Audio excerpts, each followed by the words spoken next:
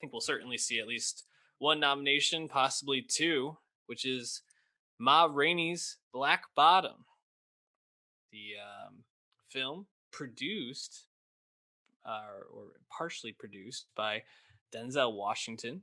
Um, Todd Black, Danny Wolf also producing with him, directed by George C. Wolfe, and really starring just Viola Davis and Chadwick Boseman. Although I do want to say, shout out to Coleman Domingo, Hmm. who we talked about recently with the Euphoria special, Yeah. Rue. Um, and I think And he's Glenn actually a really, Thurman from yeah. Fargo. So I think we know that the people who are in this are like top notch actors, but um, yeah, I mean, this is really just a Viola Davis and mostly Chadwick Boseman like acting display for the most part. What were you? What was just your overall experience with the movie? Did you enjoy it? Was it for you? Well, the reason it's primarily an acting display is because it's a stage adaptation of an August Wilson play, which is also why it's produced by Denzel Washington, because he also produced the adaptation of Fences a few years back with him and Viola Davis after they both did it on stage. And I think Fences is probably a slightly more famous August Wilson play, but Ma Rainey's Black Bottom's been adapted a few different ways, and I mean, Whoopi Goldberg played Ma Rainey in the revival of the play about 17 years ago, so people know it. But I didn't find that like the stage play nature of it all was hamstrung. Like it actually made sense. There's a story taking place primarily in this one building, this recording studio in Chicago. So like, I didn't really have a problem with that. Like it didn't feel like like a hamstring to me. Um, the Fences adaptation is kind of the same way. Like it's just the setting is the setting. But I mean, if you see the play, you probably communicate more with the performances. I'm sure that makes sense too. Um, but yeah, I mean, there's a few like big dialogue scenes for Chadwick and Viola Davis, and that's probably what leaves you with it because those scenes is what communicates the majority of the themes from August Wilson. And yeah, I mean, that's the movie, right? It's just putting the words onto the screen from August Mhm. Wilson. And I don't know if it's not like the most. I don't think it's like the most revelatory stuff. Like we've kind of seen this ground before, but what I like about this movie, and particularly from the Ma Rainey perspective, is like highlighting that even in like the North in the 20s, there's still a lot of like inherent Jim Crow racism going on, Oh yeah. and it's getting into like the culture of uh, black people founding modern music, but not getting credit Mhm. for what they did for the culture. That's something that's talked about a lot, but you're seeing a lot of the roots of that right here in terms of blues music in the 20s, uh, and that's awesome. And then yeah, I mean Chadwick. Obviously, it's really painful to watch him in a slightly. You notice it now. He looks a little more gaunt in this, right? You can kind of tell that this was one of the last things he made, and I believe this is his last role.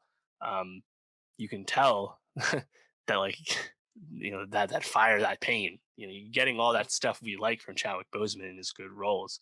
And I mean, what he when he talks about what his family went through and stuff early on, um, I thought that was really effective. Like again, like it's not a surprising thing to hear about at this point, unfortunately, but when it's, I think, written in the way it is, and again performed with such bravado from Chadwick without feeling over the top, um, it's really strong, and it's nice to see that it's at the top of a Netflix chart Mhm. even today on Monday. So people are definitely checking it out, despite the fact that it's a conventional stage adaptation. I guess like, I think the movie itself is probably the least remarkable part of it. Right? People would credit the play first, or you credit the acting in this instance. Yeah.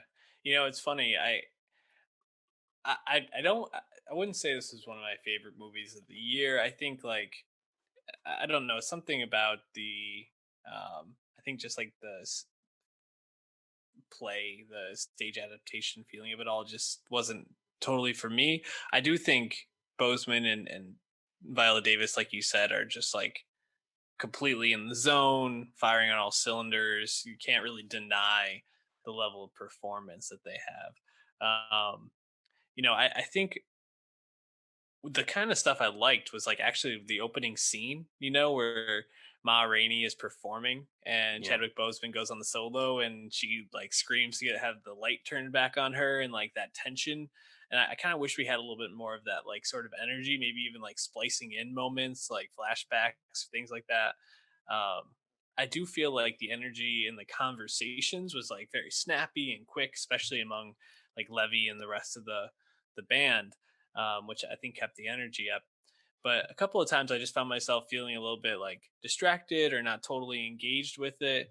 But then you have those moments, right, where like like you said, Bozeman goes on that long monologue about the horrible atrocities that were done to his mom and him as a child, and how his dad sought revenge for that. Or like when Ma Rainey is having her nephew do the opening, and they do all the takes, and she's just totally like defiant in the face of these white like record producers who she knows are like taking advantage of her, and she's like, I'm Mhm. gonna get mine out of this. Like those Yeah. are the moments that I really like stuck with the film. But I think some of the stuff in between fell a little bit flat for me. A one, a two. You know what to do. Yeah. I mean, I also like the band Yeah. talking it out in the basement. Again, part of that leads to the Bozeman monologue, but also like Coleman Domingo, Mhm. classically trained actor. Um, his voice is obviously well remarked upon, like that, like really like strong, rich baritone, right? Yeah. Hmm. Like having him spar a little bit with Chadwick, who's bringing a more like precocious energy in his character, also really effective. But yeah, I mean, it's like it seems like the band and Levy are separated from Ma for like most of the movie. It's really like these two different threads, and I Hmm. guess that's like where you see like the seams of it being a play, where you can kind of tell that like they were on stage and then she was on stage, and then they go back and there's a few times when they're all on stage, but really they're kind of separated. So like Right. yeah, I get that and all, but I think the themes are still communicated well, which is why this was adapted in the first place because it's a well regarded play. Mhm. Yeah, I think the thing I was left most with was like the parallel in the story that happened to Levy and how he kind of plays that out throughout the course of the play. Having sex with Taylor Page, Dusty May, Ma's girlfriend. Kind of trying to seek his revenge in some way by like trying to like outshine Ma at points, or like tell her that she doesn't need him, and then he ends up being the one who kills. I forgot which one he kills. Is it Glenn Turman, Yes. Toledo? Yeah. Hmm. um, but in a way that also just felt kind of like out of nowhere, in a sense. Like you could feel the escalation, but I wasn't sure it like totally made sense or was like maybe built up that well. But um, I still think in terms of what the movie is trying to say, and what really shown about it probably was Right. small potatoes. Yeah. Well, I think in that moment, and like that's the other aspect of the play is that at the end, after he's been kicked out of the band, Levy's like, all right, well, I got these great ideas. I know these are good. I know these will work. And he takes them to the producer Yeah. and he's like, yeah, I don't need these. I mean, I'll give you like barely any money for them, take them off your hands, but I'm certainly not going to make these songs with you. Hmm. And it's like,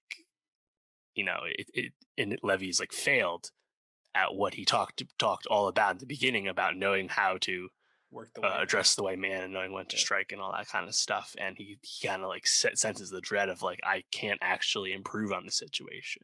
And like Hmm. you could and you reflect on what happened earlier with Ma, and she's already come to the realization that like her success with the black audience is all she has to have any pull over this Hmm. this situation, right? Again, even in the supposedly more progressive North in the Right. 20s, right?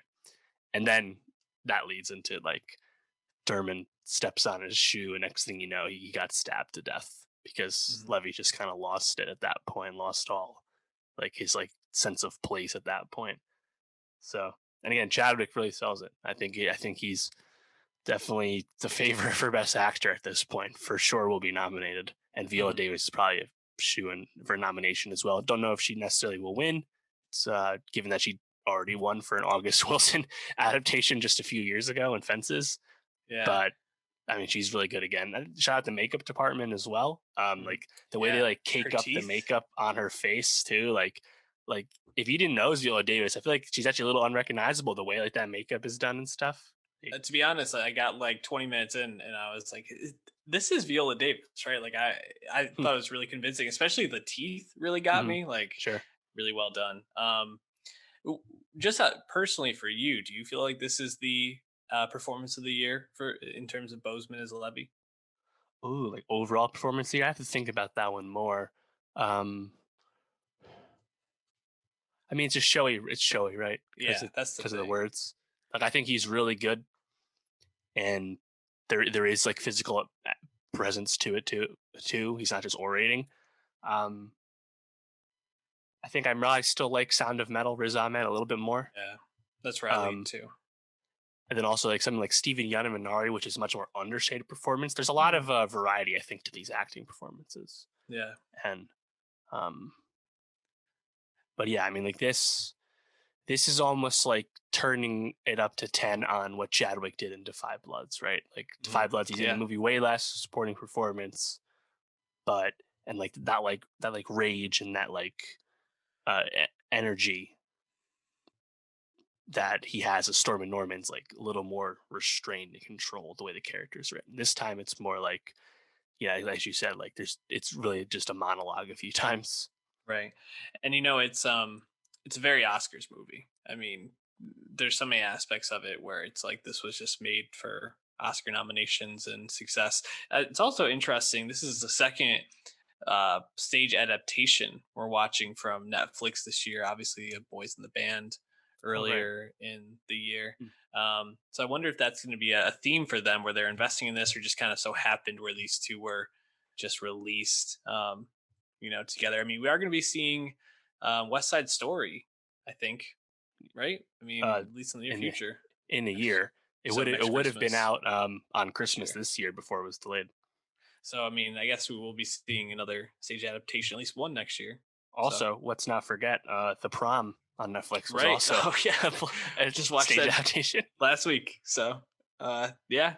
Maybe this is something Netflix feels is important to be investing in. We'll see.